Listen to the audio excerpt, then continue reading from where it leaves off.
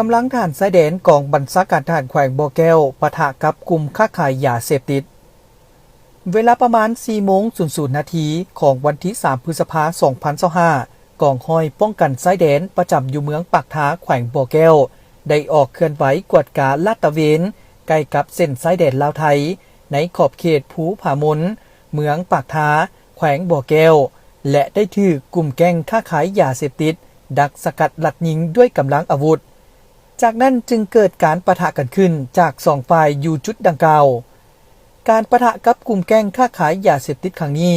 กำลังทหารชายแดนกองบัญชาการทหารแขวงบ่อแก้วได้ประสานกับอำนาจการปกครองท้องถิ่นในขอบเขตพื้นที่ใกล้เคียงสามารถแก้ไขควบคุมสถานการณ์ไว้ได้และจับตัวผู้ต้องหาได้จำนวน 4 คนส่วนพนักงานนักรบพวกเขาได้รับบาดเจ็บและเสียชีวิตจำนวนหนึ่งเหตุการณ์ครั้งนี้ได้ก่อให้เกิดความบ่สงบอยู่ขอบเขตเมืองปากท้าแขวงบ่อแก้วและได้สร้างความแตกตื่นให้แก่พ่อแม่ประชาชนบรรดาเผ่าอยู่บริเวณใกล้เคียงผ่านการติดตามเห็นว่ากลุ่มแก๊งนี้ได้นำใช้พื้นที่บริเวณดังกล่าวเป็นเส้นทางเคลื่อนไหวขนส่งยาเสพติดเข้าออกระหว่างสาธารณรัฐประชาธิปไตยประชาชนลาวและประเทศไทยซึ่งสร้างผลประโยชน์ให้แก่พวกเขาในระยะผ่านมาการกระทำของพวกเขาเป็นการกระทำที่ป่าเถื่อนและเป็นการเคลื่อนไหวที่ผิดต่อกฎหมายของสาธารณรัฐประชาธิปไตยประชาชนลาวก็คือกฎหมายระหว่างชาติอีกด้วยปัจจุบันเจ้าหน้าที่ของพวกเขาได้เป็นเจ้าการควบคุมสถานการณ์เหตุให้สภาพมีความสงบและสืบต่อติดตามซอกหาหัวโปตัวการใหญ่